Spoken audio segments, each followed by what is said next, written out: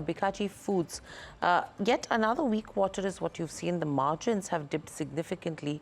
The stock is seeing some cuts of around 1.4% right now. Some recovery from the lows that we started off. But let's welcome in Rishabh Jain, CFO at Bikaji Foods, and Manoj Verma, COO at Bikaji Foods.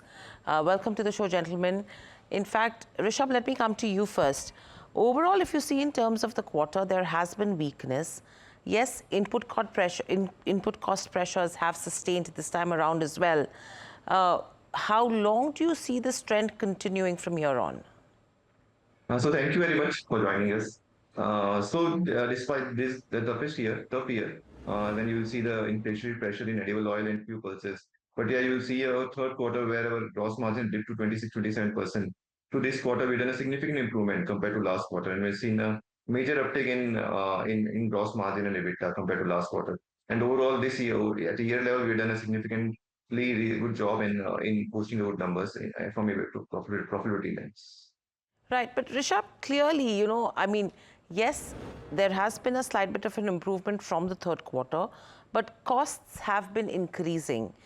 With that, if you have to look at the kind of margin pressure that you're seeing, and the kind of revenue growth that is coming in as well, it's a question about value-led or volume-led.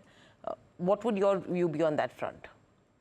So next year, like this year, FY 25-26, we see that we have done a reasonable good investment in building capacity in last 3-4 years, and currently we are at close to 48 to 49% utilization, and we see a significant upper room in utilizing the capacity in next 3-4 years. So we see so overall volume also we want to grow volume at 12-13% volume, and price growth will be 3-4%. So that's the target what we are taking in this year.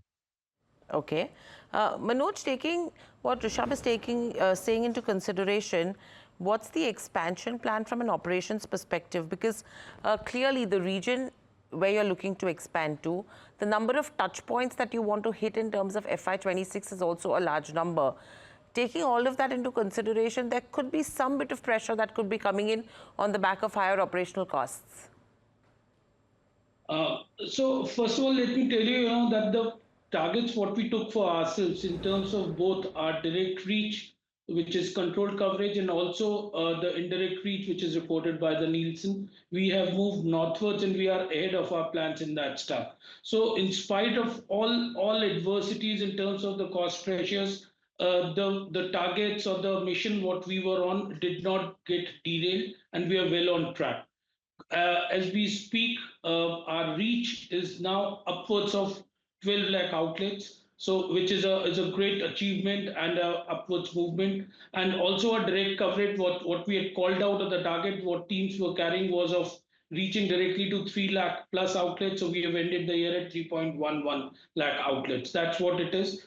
Going forward, this being in a FMCG space, getting distribution will always be a task and targets irrespective of wherever we reach. So this year again, what we are taking a target of adding 50,000 outlets in our direct coverage, and also should add up about 50 to 60,000 more outlets. Right. Manoj, sorry to interrupt you here, but taking all of this into consideration, you're seeing that the balance sheet is kind of worsening. Borrowings have increased. If you talk about the current borrowings, the lease liabilities and the non-current lease liabilities, all up in that range of 40 to 70%. So you're seeing aggressive revenue recognition that is happening, though the operating profits are really not converting to cash because the receivables are rising faster than your sales. Rishabh, how would you have to put this? Because this is becoming a challenge from an investor perspective.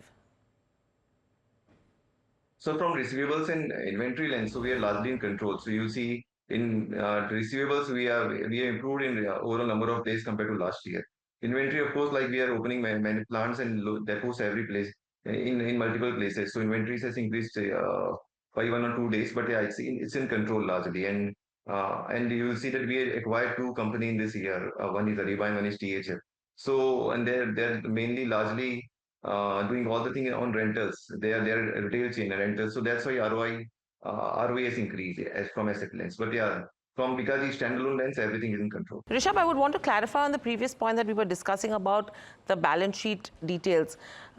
In terms of the receivables, why are they rising faster than sales? Are you seeing a problem in terms of what's coming in from the market, or are you seeing dumping that's happening as well? Because that's a very common practice when you talk about consumption or FMCG as a sector.